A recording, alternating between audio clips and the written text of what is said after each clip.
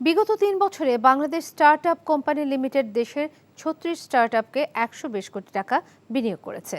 চলতি বাজেটে আরও ১০০ কোটি টাকা এ খাতে বরাদ্দ দেওয়া হয়েছে বলে জানিয়েছেন ডাক, টেলিযোগাযোগ ও তথ্য প্রযুক্তি প্রতিমন্ত্রী জুনায়েদ আহমেদ পলক।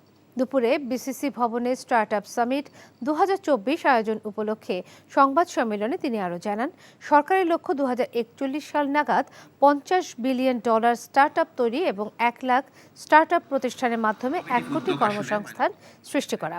ইতিমধ্যে দেশের ২৫০০ স্টার্টআপ প্রতিষ্ঠান ১৫ লাখ মানুষের কর্মসংস্থান তৈরি করেছে বলেও জানান প্রতিমন্ত্রী। গণমাধ্যমের সাথে মতবিনিময়ে আয়োজকরা জানান, হাজারেরও বেশি স্টার্টআপ প্রতিষ্ঠানের অংশগ্রহণে আগামী ২৭ ও ২৮ জুলাই ২ দিনব্যাপী রাজধানীর একটি হোটেলে অনুষ্ঠিত হবে এই সামিট।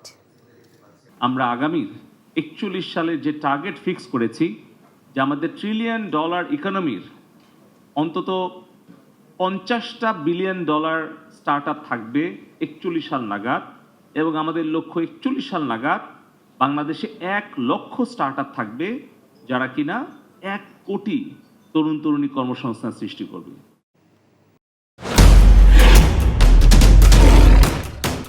মাসুদ চেয়ারম্যান চাপলে কি হয় জানোস না? এমন মায়ের মারুম কুত্তার মতো খালি সাইড পারবি। তুই যদি আমার বউ আস, তুই হবি রাজরানী আর আমার বউ টুনি বিবি তোর বান্দি। আমার সংসারটা কেন ভাঙতে সময় না? নিজের জামাই আটকা রাখতে পারেন না? কেমন বউ আপনি? কেলেঙ্কারির আর কি বাকি আছে? বদনাম তো সলিই লাগছে। আপনার প্রথম বউ কি আত্মহত্যা করছিল নাকি আপনি মারছেন?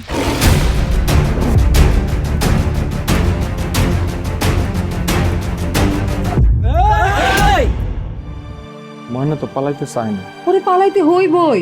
ময়না রে, তুই আমারে মাফ করে দিস। আমারে খাওয়ানোর মধ্যে ২০ মাখায় মেরা ফলাইতে চাচ্ছে।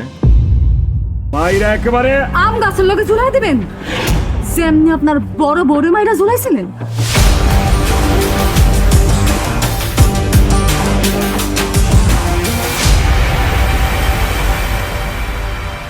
এখন জন্ম সনদ দিয়ে খোলো বিকাশ স্টুডেন্ট অ্যাকাউন্ট। নিজের বিকাশ নিজে কর।